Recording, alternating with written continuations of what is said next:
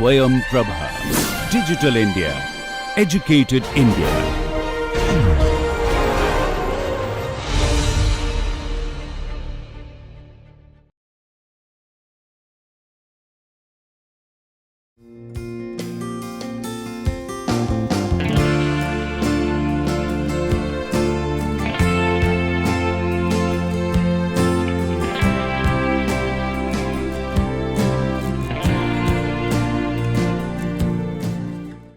Hello, in the last two lectures we got an overview of compliant mechanisms and also discussed what it means to have the spirit of compliant design in order to take advantage of various features that compliant mechanisms possess. Today we look at the very important aspect, which is applications. Whenever you do something different or something new, people naturally ask, what is the application? Today's lecture is focused on applications of compliant mechanisms. So, let us look at first the question, what are the applications? I would say that the answer for this is rather moot, in the sense that whatever rigid body mechanisms can do, compliant mechanisms can do that also, right. In other words, whatever applications that rigid body mechanisms or rather conventional mechanisms have, compliant mechanisms also are amenable for all those applications. In that sense, asking specifically what are the applications of compliant mechanisms, as I said, is in a sense a moot point. You should not even ask that. But when you are learning about compliance for the first time, naturally you would want to know what the applications are. First thing that I would say is that there are lot of applications in consumer products, and I will show some of them now. So, you might have seen the shampoo bottle lids, which are bistable. So, you can have this one, this is not really shampoo bottle, some bottle, it is I think intensive care Vaseline, it does not matter. Many plastic bottles today have these lids which are bistable. So, they go either that position or this position, and there is another snap fit here which kind of closes it tightly, and there are different versions. Here is another one which is really head and shoulders shampoo bottle, which has this bistable, very well pronounced. In fact, it makes noise when I switch from one state to this is one state, open state, and that is the closed state. Okay. There are these bistable devices, a number of them, and here is another one of the same kind in a different color. Now, this is I think Kisan ketchup bottle lid, that also is bistable. So, there they have very interesting what I would call a three-dimensional compliant mechanism, what is sometimes called a butterfly hinge, which has very thin shells which have this bistable behavior. And we had already seen an example of the brew jar, which actually closes the lid very tightly, and here another one which probably in India is not so familiar. It is a floss pick, it is a dental toothpick come a device with which you can do flossing, that is between teeth. So, this has a very interesting behavior, that there is this segment which is very slack at the beginning. The moment I press it here, it becomes taut. It becomes taut, so you can put between teeth and clean. So, there are a number of these consumer products that exist in the market, and these are all applications. How they are designed, we have no idea, because that is usually not published in the literature, technical or scientific literature, but these products are there. If we come back to the list of applications that we have on the slides, there are also lot of accessories in machinery and appliances. There are a lot of compliant mechanisms there. Here is one real application where Professor Larry Howell at Brigham Young University has applied it to put it into a lawn mower. Lawn mower, if you think of it as an appliance or a device, and here is where the compliant mechanism is. It is an overrunning clutch. The white one that you see is the overrunning clutch.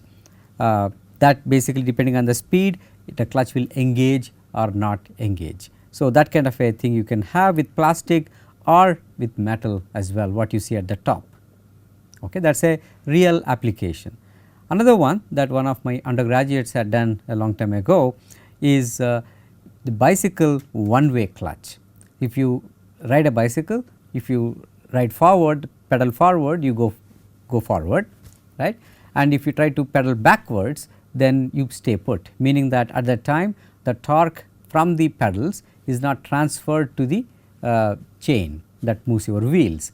So, it is a one way clutch, only one direction it transmits, other direction it does not transmit. If you take apart one of those, where I have the chain sprocket wheel still visible here, there will be many parts. Instead of that, you can have basically two compliant pieces. There is a red color, underneath that there is a blue color, and that basically has like a compliant pawl or ratchet, which will make it go only in one way and not the other way in terms of transmitting the torque. So, they are all real applications that one can use in appliances and devices. Here is one more, that what we see on the right side is what is called a tweel from Michelin. Tweel is tire plus wheel. So, tire plus wheel is a portmanteau word which becomes tweel.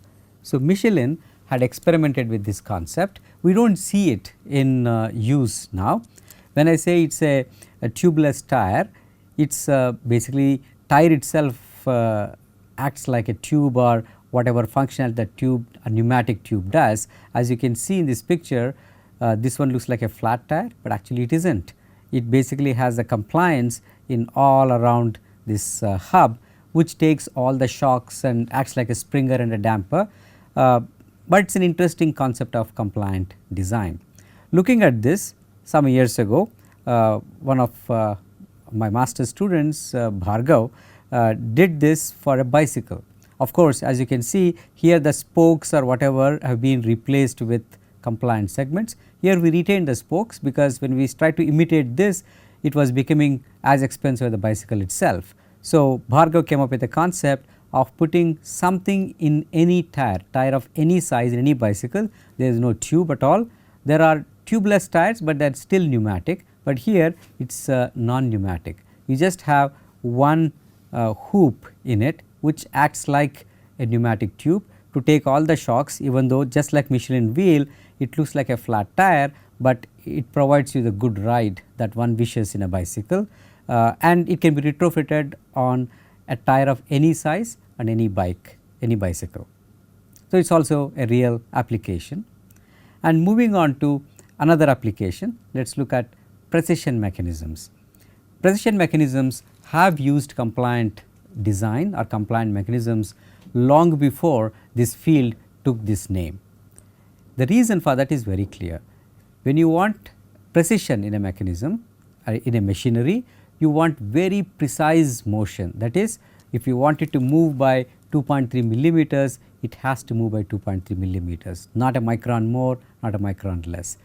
If you use rigid body linkages, it will be very difficult to do, because they have friction and they also have backlash, which we had discussed in the first lecture. So, friction and backlash are not problems that are associated with compliant mechanisms. They do not have, because there are no rubbing parts and there is no lag time for engaging something. Only when you have joints and there are two surfaces which have to contact for the motion to ensue. In compliant mechanisms, when you use a fully compliant mechanism, meaning the one that does not have any kinematic joints at all, any kinematic pairs, then it is void of the problem due to friction and backlash. So, people have been using in precision mechanisms. Here is an example. This is an XY stage which has lot of these beams.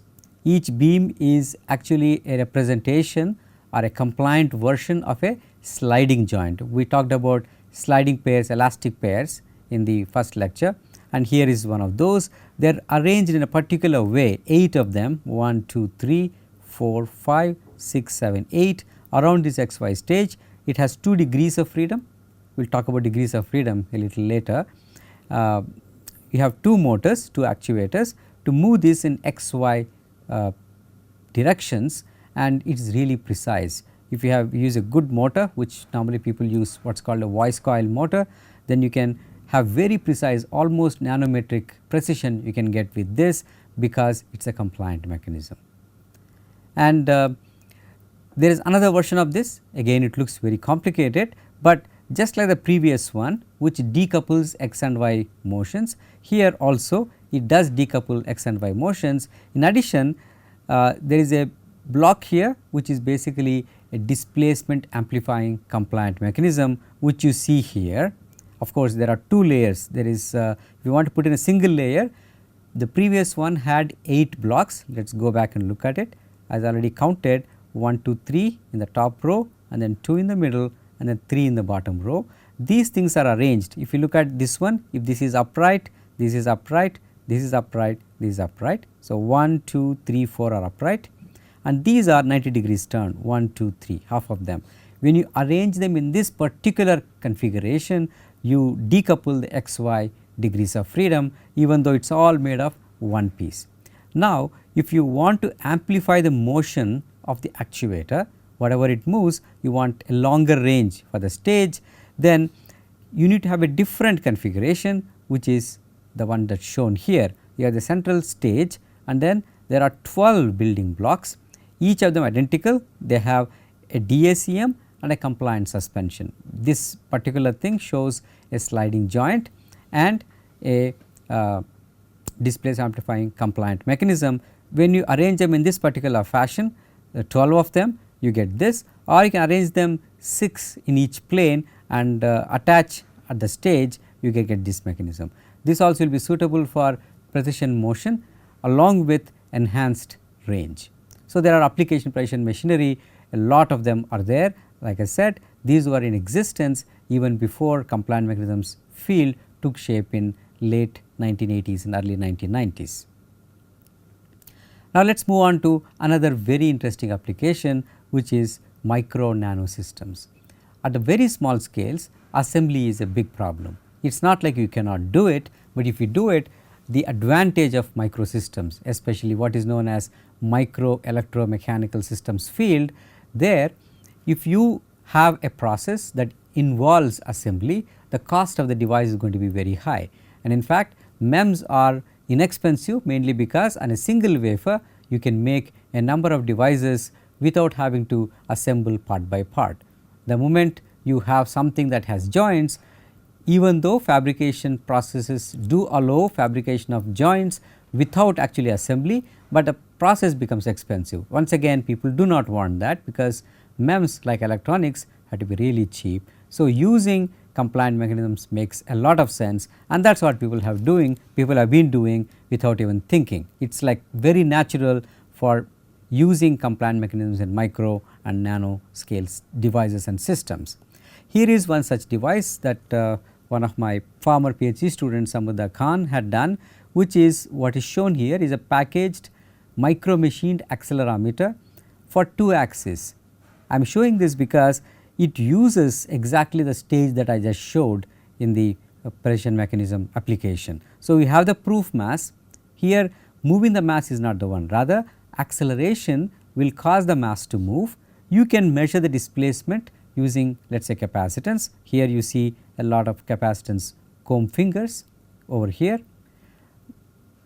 Instead of that, if you put a DACM, that is, we have that thing here. Here is the proof mass, here is all that arrangement of 12 building blocks that I talked about in a single plane, 1, 2, 3, 4, 5, 6, 7, 8, 9, 10, 11, 12. Again, if it is horizontal, this is vertical, this is horizontal, and then we have this a version of the DACM, and this is going to give you a lot more displacement of the sensing comb fingers as opposed to the displacement of the proof mass. And it is all done, you can see the silicon scanning electron micrograph here, and the width of these beams is typically 5 microns, or as small as the fabrication process allows. And the compliant mechanism beams also you see here very tiny, and there is no assembly involved. So, you can have complicated mechanisms, compliant mechanisms made using photolithography. Here is a single axis accelerometer shown, that was a 2 axis here, here is a single axis and corresponding scanning electron micrograph here, which again you can see compliant with some nicely made here. It just looks like the graphical computer graphics image that you see there, and it is a 2 axis one. The chip that goes in this part, it is magnified and showed here. This is a packaged one. When you do this, you get, I put this thing called improved. What does it improve? Here it improves both resolution or sensitivity as well as the bandwidth. Bandwidth meaning for what frequency range this accelerometer is going to work as it is intended. And here usually in accelerometers there will be a trade off between sensitivity and resolution and bandwidth, because sensitivity is m over k is proportional to mass divided by the spring constant, whereas resonance frequency, which is related to bandwidth, is k over m. So, they have trade off between, if you achieve one you have to compromise the other, but when we use this compliant mechanism DACM here, you do not have to make that compromise. It really gives you an improved thing. And here again the crucial one is the compliant mechanism. Suspensions are one and DACM is another. And looking at another sensor, it is not really micro small, although it can be made micro small as well. It is mesoscale. You see the device here is if you look at the dimension here, it will be about centimeter size. Okay. So, this particular width from here to here is 6 millimeters. If this middle one is 6 millimeter, let me draw it. So, this thing here is 6 millimeters. You can imagine the other one will be couple of centimeters this way or that way. Here you have a probe, this is the probe, and if you apply a force here, that is if there is a force that comes like this, there will be amplified motion here. There will be amplified motion here, which can be picked up with a digital microscope. Digital microscopes are quite inexpensive these days, and that digital microscope looks at this. You can do image processing and get with this device a resolution of 2 micronewtons. Okay. Look at the size of the device, it is in centimeters, but you can actually resolve 2 micronewtons over a range of about 1 millinewton. And you see this aluminum casing, and the mechanism can be just inserted like a cartridge, and it has this capability of measuring micronewton, which is quite uncommon in commercial devices, because there are excellent force sensors up to about millinewton or 0.1 millinewton, and then much lower nanonewton, femtonewtons. There are a lot of advanced force microscopy techniques that are available, but in between there is neglected region, and mechanisms here fill that gap. And here is a small movie that let me just play that. So, you can see what this has. It just shows a 1-minute video of how this micronewton force sensor based on a compliant mechanism works. This was done in our lab, and my student Gautam is actually showing that it does not have anything other than a compliant mechanism and this digital microscope over here that looks at it, and of course, it comes with a USB drive, and you connect to the computer. It does connect it to a program which gives you the ability, as we will show experiment. If you take a feather and touch it, you do not feel a force, that micronewton force our fingers cannot feel, but this sensor was tested to show that when you have these after feathers, which are called downy barbs, when you touch them and move with this probe that are attached to the compliant mechanism, that shows in this image you can see it is moving ever so little, which shows the mechanism given reading, which gives you how much force there is. Moving on to another application, which is smart material based systems. Many of the smart materials are so called active materials, especially let us say piezoelectric one. It can give you a lot of force when the stroke is small. In fact, most of the piezoelectric materials when they are stacks or otherwise, compared to the force that they can deliver, the displacement is quite limited. So, you need a mechanism to convert that large force and small displacement to large displacement against some smaller load. And one such application that we had worked on, a number of people have worked on using compliant mechanisms for piezoelectric materials, electrostrictive materials and shape memory alloy materials and a number of others. The idea here is, let us say I want a device to be operated with piezoelectric actuation, which gives very small displacement of the order of let us say a few microns, and there will be enough force that you can use that force, as you can see in the compliant with the middle figure here. This movement you hardly see, whereas here you see what was there has moved from there to here.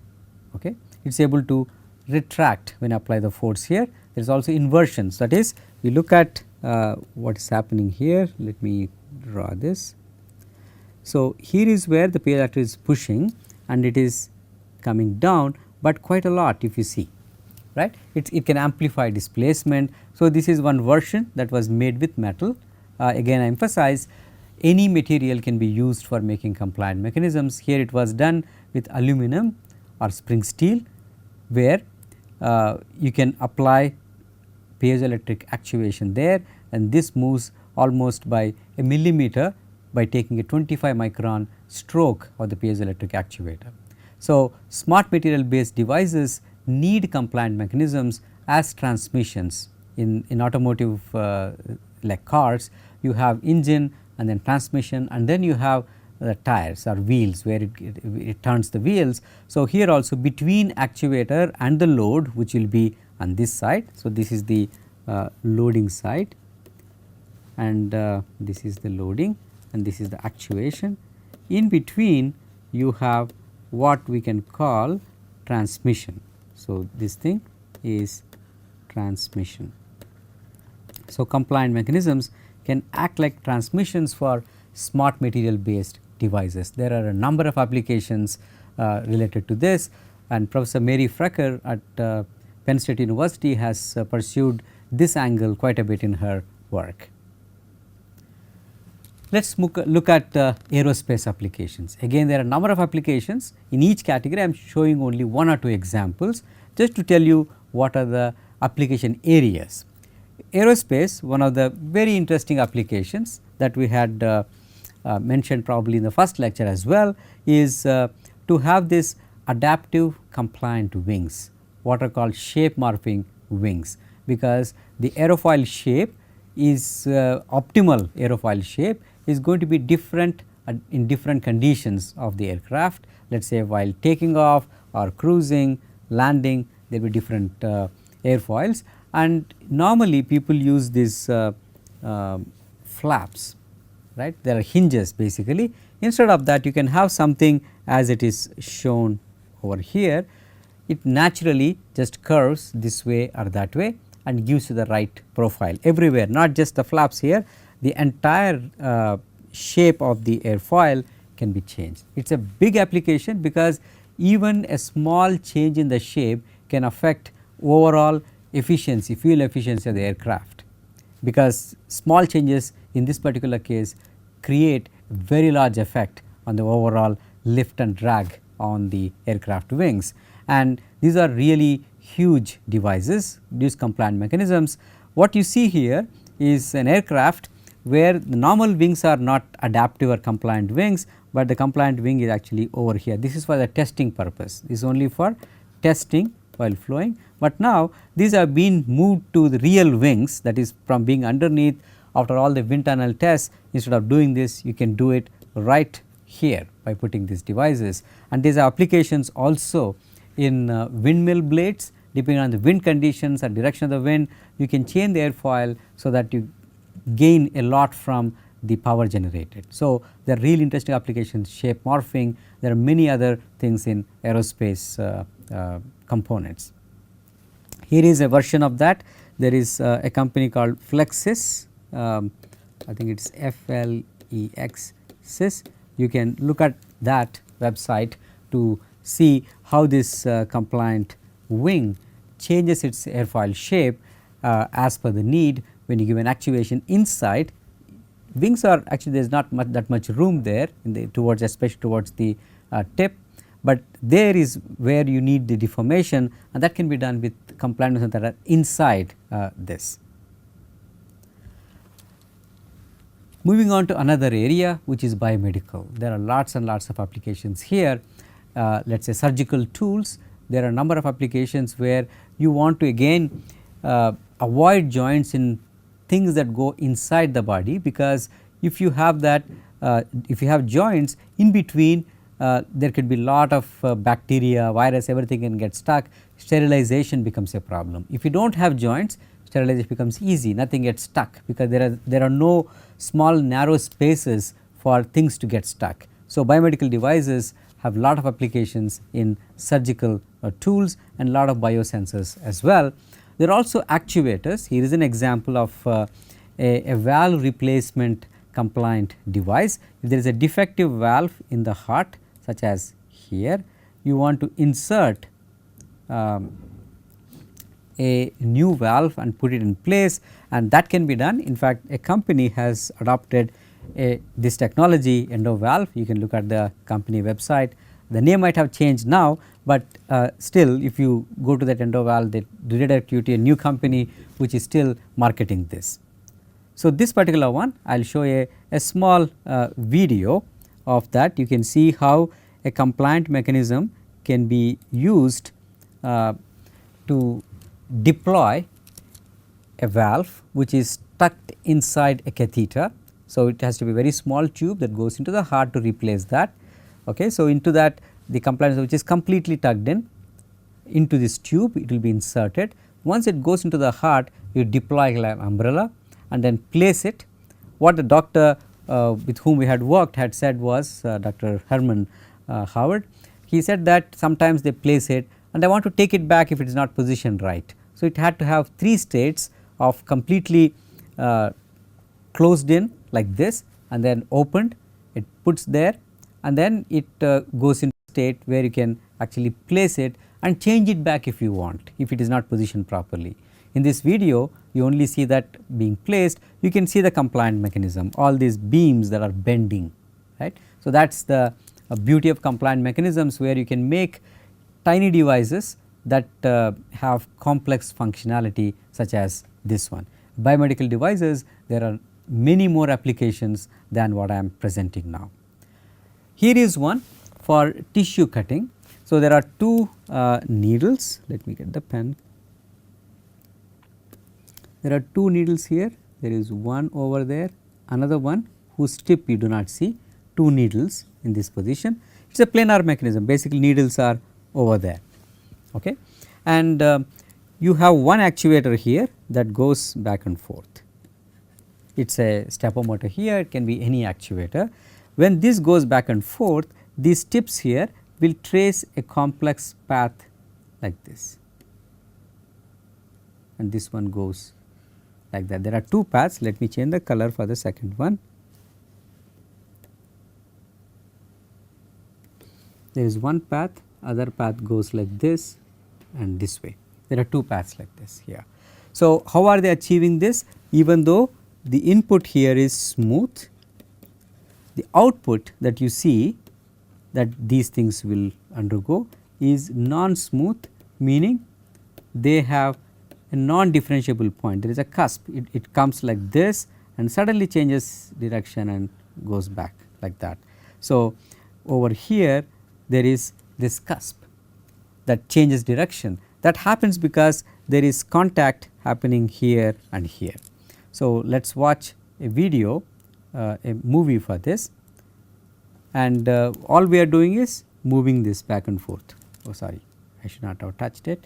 So, let us play this video.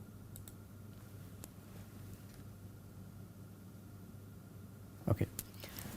So, you have these 2 things moving, and here it is only going back and forth. The moment contact happens here and here as well as here, that is where it changes the direction of the path.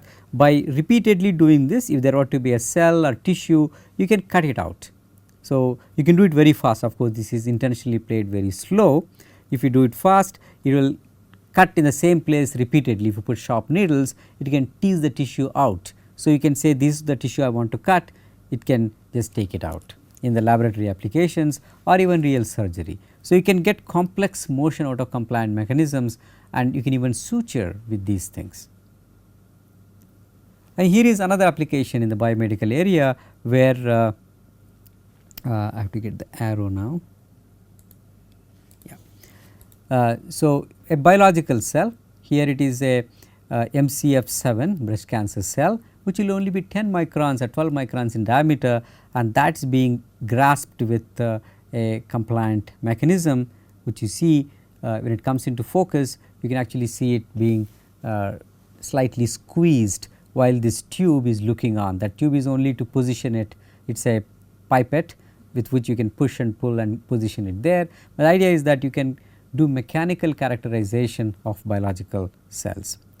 And the automotive applications are too many that I am not even showing. There are a lot of little parts in the cars and motorbikes and the trucks and other things, so or even railways. There are a lot of little devices which can use compliant mechanisms. I will show something in the area of robotics, again showing one of our works where we had designed an external pipe crawling device, where there are a bundle of pipes, you imagine, and the thickness of each pipe has to be monitored. The pipes are so close that you have to have a very compact device that crawls on the outside of the pipes, not inside. Inside, let us say, has corrosive fluid and you want to monitor the thickness of the pipes, it has to ride on the pipes. This is one of those that was designed with shape memory alloy actuation. In that, what was interesting was there was a circumferential input that causes the radial output for this to hug the pipe or release, and so it can go like monkey. There are two rings here. When this is holding, this is free, it can move, and then once this becomes tight, this loosens and this spring will bring it back like inchworm motion, like a monkey would climb a tree, a coconut tree, and that is how this works. And this used the active material, smart material, shape memory alloy, and very compact compliant mechanism made of spring steel. So, in robotics there are a lot of other applications, or transmission. Here is an example where you have an actuator with certain characteristic. It could be hydraulic or pneumatic, in which case it will be just flat with respect to the stroke, whereas electrostatic, piezoelectric, all these actuations or active or smart actuations would deliver less force as the stroke increases. But if you want to get hydraulic pneumatic type, you can use compliant mechanism as a transmission and try to get something like a flat response, that is, force will be constant irrespective of the stroke, and you can use mechanisms such as this. That is another application.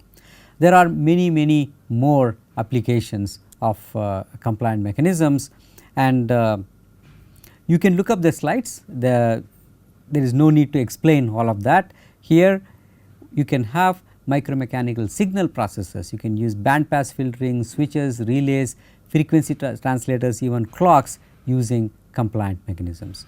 Just to recap, our application areas are very vast, and we only looked at one or two examples from each application area, and there are many more application areas. Again, one thing to remember is that whatever rigid body linkages or conventional mechanisms can do, compliant mechanisms can also do that job. Thank you.